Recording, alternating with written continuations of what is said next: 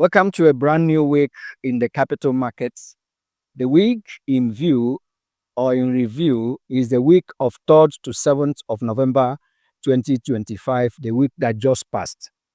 The market was turbulent, so to say, because every day had a loss. The 5 working days of Monday to Friday last week were all losses.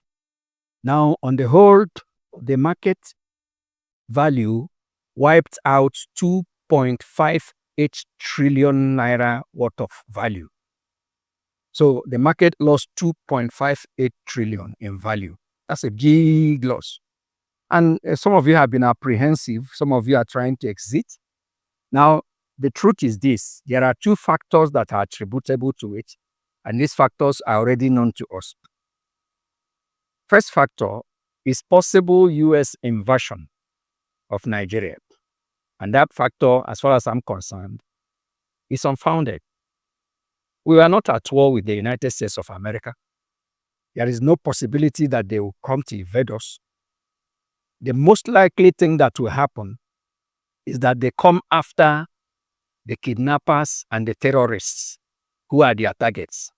In the actual sense, my belief is that they are coming to help our government, who have not quite been able to tackle that matter. So this security issue coming to our rescue shouldn't cause the market to drop.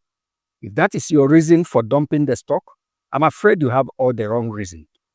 Now, the last time America had reason to come to Nigeria to rescue hostages, it was swift. Some of us had it after they had gone. They were in Borno. They landed in Borno. Today's warfare doesn't even need armies to move. Today's warfare, drugs do more of it, intelligence do more of it, high tech do more of it. And if America has any reason to come to help us, either by our permission or by themselves, it wouldn't be such a thing that would cause the market to drop. But there's fear all over the place. One of the videos about they are coming to Borno, the last time they came to rescue American hostages. I'll play it out for you so that you will know that it's not a warfare. America does not intend to invade us as to fight with us, or our soldiers joining ranks with them and fighting. No. I don't know where that fear came from. It is unfounded. That's number one reason why this market seems to be dropping. October 26th, 2020, Masalada, Niger, 1:45 a.m. The motorcycles arrive at the farm of American missionary Philip Walton. Each of the 6 men carries a Kalashnikov. They know exactly where they're going. When they kick down his door, Walton hands them what cash he has, $40 American.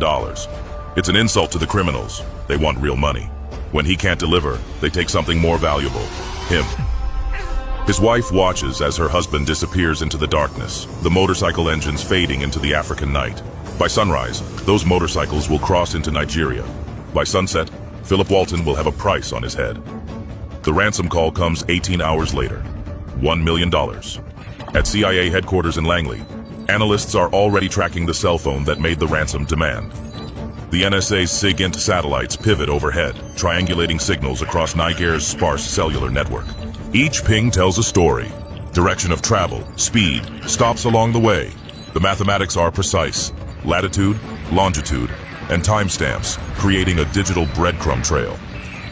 By October 28th, the cell phone track goes cold at the Nigerian border, but other intelligence assets are already in play. Marine Special Operations Command has ISR drones overhead. The kidnappers have made their first mistake. They're still using the same phones.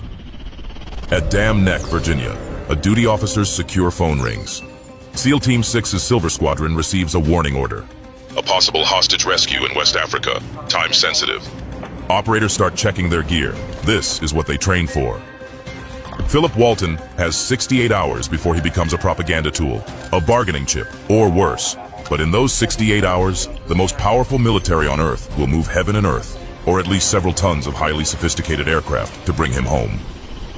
The intelligence flows up the chain of command, from Langley to the Pentagon, from AFRICOM to the White House. By dawn on October 29th, a file marked Eyes Only lands on the Resolute desk. Inside, satellite photos, cell phone intercepts, and a simple question that demands an immediate answer. October 29th, 2020, 0800 hours, the Situation Room. President Trump reviews the intelligence package for the third time. The satellite imagery is definitive, 200 miles from where Walton was taken. 6 structures, mud brick construction, 1 vehicle. Thermal imaging counts 7 heat signatures. The CIA's cell phone surveillance has done its job. Every call, every text, every data packet is tracked and analyzed. The kidnappers' phones connect to 3 towers, allowing triangulation within a 50-meter radius. The NSA's algorithms process voice patterns, background noise, and even the Doppler shift of passing vehicles. Technology worth billions is focused on 7 criminals with outdated phones. Having watched that video, you can see that your fears are unfounded, that America will have no reason to physically come and fight our soldiers here in Nigeria. There is no cause for such alarm. And then if they have to come, high-tech will play the game, drones will play the game, info or intel will play the game, not as you thought. The very second reason is that the president, Nigerian government, intends to introduce or rather enforce, because it was there before, but it wasn't enforced, only that they increased the magnitude.